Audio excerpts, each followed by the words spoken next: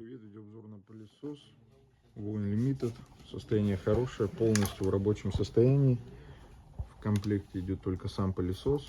Подключение идет через крокодилы. К сожалению, преобразователь не выдает мощности, он сломался, поэтому он включается, пытается запуститься.